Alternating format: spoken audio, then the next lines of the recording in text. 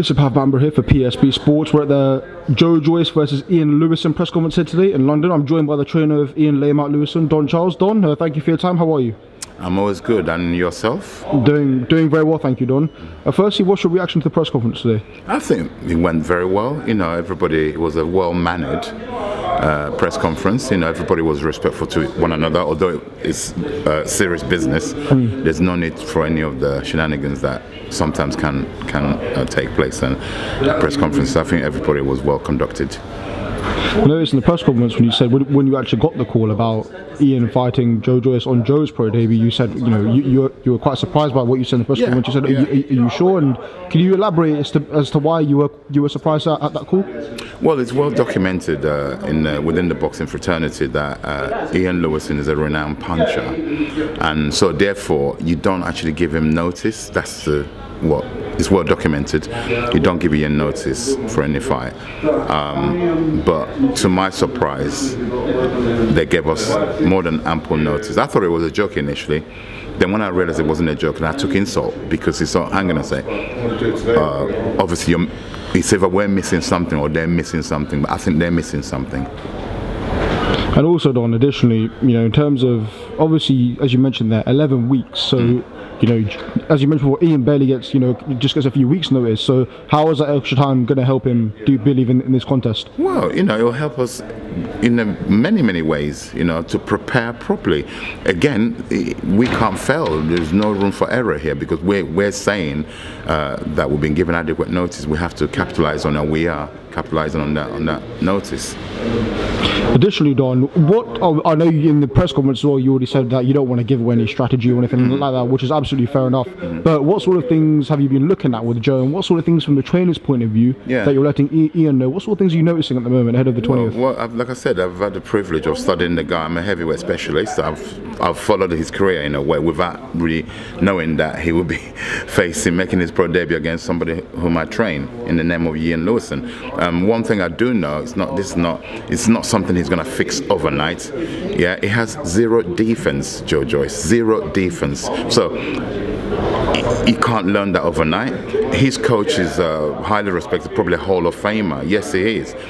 I would like to also know how many heavyweights he has trained. Heavyweight training a boxer is all the same principles, but it's almost like going to a tailor. Yeah, from the shortest man to the tallest man, the tailor has to make that suit fit the individual. Yeah, heavyweight is slightly different to training smaller guys. Now, like I said, the defense thing is, and stylistically, Ian Lewison's all wrong for Joe Joyce, all wrong for him. Don, as well, I've got to ask you about some of the other fighters as well, Frank Buglioni and Derek, and obviously Miles now as well. What's the current updates on Frank and Derek, Don, in particular? Recently it's been confirmed that Frank will be fighting Callum Johnson. That's his mandatory for the British title. It's going to be on the undercard of Anthony Joshua versus Pulev in Cardiff. Yeah, on the 28th, I believe, of October. 20th of October, that fight is in Wales, yep. So therefore, that's confirmation. So we're looking forward to that. Frank is a champion. He trains like a champion. He's got champion's mentality. And we are also fighting another champion in the name of Callum Johnson. He too has a belt. He has a Commonwealth title, which I believe is also going to be on the line. Okay, so I didn't see when the fight was first made. I believe it was just for the British title, for our belt, and he's got a belt. So why should it? If you're fighting a British champion, your belt should be on the line. And traditionally, the British champion always holds the Commonwealth title in the same time period. So I believe that will be the case for this, and I'm looking forward to that because Frank is absolutely thriving in the gym. Yeah, he's now you could feel the air around the confidence. Not arrogance, confidence. That champion's mentality, and nothing's going to change.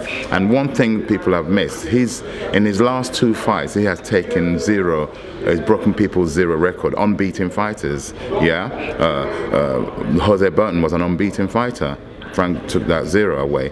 The last chap, Ricky Summers, was also unbeaten. Frank took that. So Callum Johnson, I believe, is unbeaten. He's 16-0, and he's about to lose his oath. Don Charles, I want to say thank you very much for the time today for PSB Sports. All the best in training camp, and fingers crossed we can hear from you soon. Always a pleasure. Can I also add, you mentioned another chap that I train light heavyweight, Miles Shinkwin, who's he's been with me for 8 to 9 weeks now. Again, watch this space, because he is exceptional. What we're working on, when people see him, he's got a fight on the 23rd of September at your call, Steve Goodwin Promotions. What we've been working on, people are going to see. He's got his mojo back, and I'm really excited for him as well. Don, thank you very much for your time today. As I said before, all the best in training camp, and fingers crossed we can catch up with you very soon, Don. Always a pleasure. Thank you. Thanks, Pav.